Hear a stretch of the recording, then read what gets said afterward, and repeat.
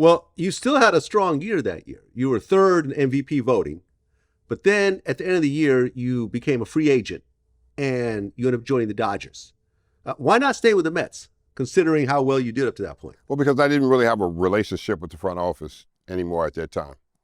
And they led me into like having a bitter taste going into my free agency year and say, well, prove yourself. That's basically what they were saying to me. So I said, okay, well, that's kind of, what happens a lot of times when elite player is about to go into that free agency and you tell him to prove himself. I proved myself just the same as what happened to Aaron Judge with the Yankees. He went into his last year. They said, well, prove yourself to us. What? There you go. You're in a situation where you have to, you put it in the player's hand to show me that you're still at the top of your game. And I did that year, 1990. Went out with a bang and I said goodbye. I went on moving and left New York. I never thought I would leave New York, but I did. Well, right, because when you signed with the Dodgers, you had a 5-year, $22.25 million contract, which at the time was huge. I mean, these days, that's not considered huge. But at that time, because baseball has gotten gigantic these days. But at the time, that was a major, major deal. And, that next year in 91, I mean, you had a strong year. I mean, in fact, you actually hit 280 lifetime homers by age 29, and people were comparing you to Hank Aaron and so forth. Well, what happened was, that year was, I signed with the Dodgers, and it was my first season, and I really never missed a lot of games, in my career. So that first year I go make a play in the outfield, and I run into the wall and dislocate my shoulder. The next day they had the wall padded up. I was like, well, you're a day too late. Because Dodger Stadium had never had padding on the wall until I ran into the wall that day and dislocated my shoulder. So they had to put the padding on the wall. But it was too late. I had already messed my shoulder up and I was out. People don't realize I missed that first half of the season. I didn't play because I had a bad shoulder. I mean, dislocated shoulder. You can't play. It was my throwing shoulder, that I dislocated and everything. So I could not play for a length of time and everything. And when I did come back, I came back with just a fire in me. And the second half of that season, I just completely tore it up. I took it out on every pitcher that I was facing that second half of that season. Well, by that next year, though, 92, things took kind of a downward spiral. Yes. And you had problems with alcohol, but then drugs started to play at this point. And you actually talked about in the book how you started doing crack around that time? Not that, well, I got introduced to it in L.A., Hollywood, the scenery of parties and stuff like that. You get introduced to all the drugs and stuff, and I end up in all the wrong places.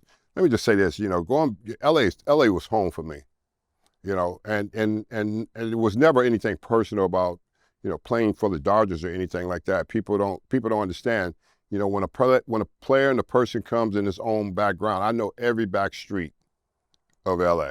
So I start hitting all the wrong streets and all the wrong places and getting around all the wrong people. And, life is really about people, places, and things, especially when you live in California. California life is different. Hollywood is different, those parties and girls. And, you get in the middle of those, you're going to get tied up into some things, Yeah. I live in L.A., man. I can relate. You know what I'm talking about. I know what you're talking about. That was home for me. Like I said, I knew every back road, and I knew where not to go and what not to do. But I started going into places like these different places up in the Hollywood Hills and stuff like that, and kind of meeting around the wrong group of people instead of staying in my lane, in which I always said I would never get entangled with celebrity lifestyles, because that's a lot of confusion. Two celebrities bumping heads, and there's a lot of egos, and there's a lot of stuff goes on, and then you get bumped into the life or the parties, the girls, the drugs, the scene, and man, once you're in it, you're in it. You can't get out of it. Yeah, and that kind of set off a chain of events because, that next year you were finalizing your divorce, so you had to write these big checks, and at that point you started having health problems because at one point you were playing against the Phillies and you couldn't get up. You were having back problems. So your future in baseball was uncertain. The divorce was finalized and you had to actually cut all these huge checks. There was the depression of knowing that just like your dad, you're not going to be home, growing up with your kids. And, I'm sure it kind of created a bit of a cycle between the drugs, the alcohol, the depression, the inability to play and so forth. It did, and I think what happened is it's the womanizing more than anything that gets you in all of this trouble. Because you ain't just out there chasing the drugs, you're chasing the women and the drugs. They run hand in hand, and run together. And when you run together with that, eventually it's going to catch up to you. You talk about, I came around Philly on a wet night and I scored, and all of a sudden I went back to the dugout, I couldn't get up. My back went out. Come to find out I had a slipped disc, but that's what starts to happen. The wear and tear on the body, starts to happen when you get close to 30, because you played for so long, it's a lot of wear and tear. The doctor said you're gonna have all type of injuries start to flare up, knee injuries, ankles and shoulders, back and all that. And then the life that you're out there running starts to pile up on you too. The women started to pile up, the drugs and the women, sleeping around, never getting rest. Now your body's starting to go this way, and now you're in need of something. You're in need of some kind of pickup. So now you get involved with the amphetamines. I started taking amphetamines to play every night. People goes, well, what does amphetamines do for you? They make your eyes this big and make the ball this big coming into the plate, when you're playing. People don't know it's been around baseball forever, and I wasn't the only one. Many players have taken amphetamines because it made us very successful. But what starts to happen with the amphetamines is they start to not work as well as they did from the beginning, because now you need more.